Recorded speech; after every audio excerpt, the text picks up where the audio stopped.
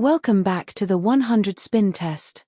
In today's episode, number 102, we continue our dive into the murky waters of roulette strategies, where promises of guaranteed wins last as long as it takes for a bill counter to run through a stack of fake banknotes. Ever wondered if these so-called foolproof strategies can withstand the chaos of real-world distractions and cognitive biases? Well, you're in the right place. Let's see what happens. Today's test is called Seeing Off the Goat. I started the channel a year ago when a scammer named Christopher Mitchell, a sketchy self-proclaimed former dead-broke Uber driver, tried to convince people to part with their money to learn to become professional gamblers. This raised so many red flags that I thought that I was at the Kremlin in the 1960s. He claimed that people could make a living gambling at home by playing his magical inside roulette numbers. He originally charged people for this knowledge before backing off and sharing them in a video. I decided to verify his claim by playing all 24 on a demo table on repeat, and it failed spectacularly with a loss of 240 simoleons. That test became video 1 of the 100 spin test. Thanks, Christopher. A retest of his numbers in April of 2024 also lost 168. To get an idea of how this is likely to go today, I ran a simulation of this bet on my self-tester 20 times. 6 tests were net winners. The lunatic claimed that because there weren't 2 consecutive losing numbers on the wheel, that the ball is more likely to skip over the losing numbers. It's just a gimmick. Mathematically, it doesn't matter which 13 are uncovered. I'll do tests next month to demonstrate how chip placement is irrelevant. This test will be run on a European table. He had an American wheel version of this bet too, but he has been so obliterated from YouTube I can't find it. There are 24 winning numbers out of a possible 37, so there is a 65% likelihood of winning on each spin. The presence of the zeros allow the casino to hitchhike 2.6% of each bet in aggregate, so our expected loss is about 65 units. To simplify things for analysis and scaling, I've reduced the unit size to 1 simoleon. The GOAT suggested that folks lose bigger denominations. We can lose enough with single simoleon units. Place 1 unit each on 2, 4, 5, 6, 7, 8, 9, 10, 12, 13, 14, 16, 19, 20, 22, 25, 26, 29, 30, 32, 33, 34, 35, and 36. You will win 12 if the ball lands on a covered number and lose 24 if it lands on an uncovered number. As you can see, the roulette wheel is just one of many tools featured on the dashboard in this video to track the performance of this strategy as it unfolds. The dashboard provides win-loss records, streak data, and a detailed spin history, along with visualizations of key distributions such as individual numbers, colors, odd and even outcomes, high and low numbers, columns, and dozens. These visualizations are included to ensure transparency, allowing you to assess whether the test data is reasonable and free from bias. For more details about this video and a complete archive of all previous videos, check out the links in the description below. Now let's speed things up and watch the progress. I'll be back at the end to summarize.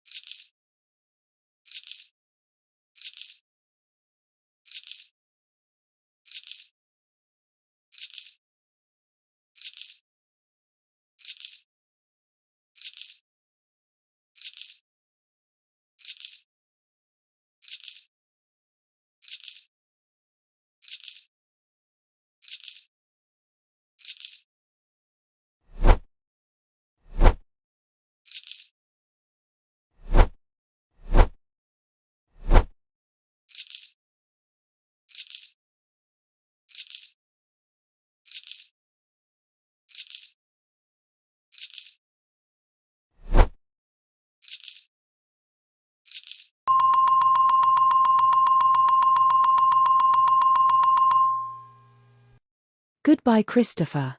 We won't miss you. There are so many creative people who eagerly developed ingenious ways to lose money at roulette that there is material to go on testing as long as we want. This test was a crazy surprise with a profit of 336 units. We expected that 30% of the sessions would be profitable. Tar effing da, test number 3 brings that winning session ratio to 33%. It still didn't overcome the losses from the previous 2 tests. Play it at your own risk, but in the words of Dirty Harry, you've got to ask yourself one question. Do I feel lucky? Well, do you, punk? To put it in context, how realistic is it to expect to see a run of 29 spins with only 1 loss, which includes a winning streak of 19, when your odds of winning on each spin are less than 2 of 3? I analyzed the data using routine statistical tests, and here's what I found. On average, it took about 1.3 spins to get a win, with a standard deviation of 0.8. Based on the data, about 68% of wins took 1 or 2 spins, and 95% took 1 to 3 spins, and the test was profitable for 71% of the time. When looking at the numbers themselves, just one number repeated during the test, 14 doubled up. The hot numbers, those that hit the most, were 25 hitting 6 times and 6, 7, 14, and 15, each hitting 5 times. On the other hand, the cold numbers were 27 that never hit and 3, 9, 10, 17, 19, 23, 24, 28, 31, and 34 each hitting 5 times. For streaks, we saw one insane streak of 19 consecutive wins. We also had one of 14, one of 9, one of 7, one of 6, and 2 of 2. There was one streak of 4 consecutive losses, 2 of 3 and 2 of 2. Let's look at our rankings.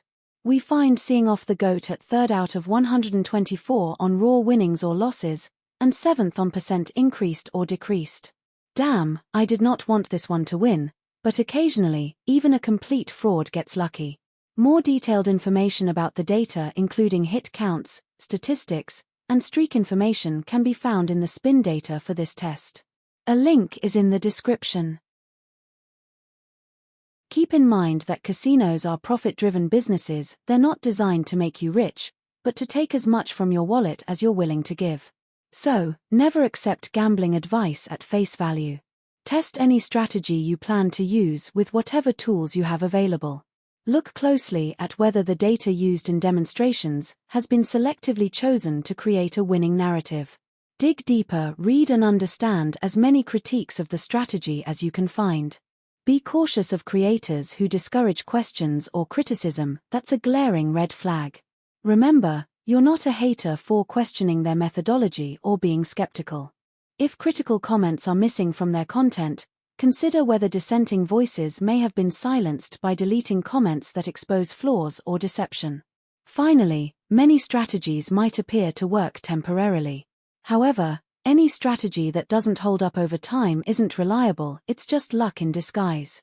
Adjust your risk and loss tolerance accordingly. As always, approach gambling advice with caution and skepticism. Good luck until the next time.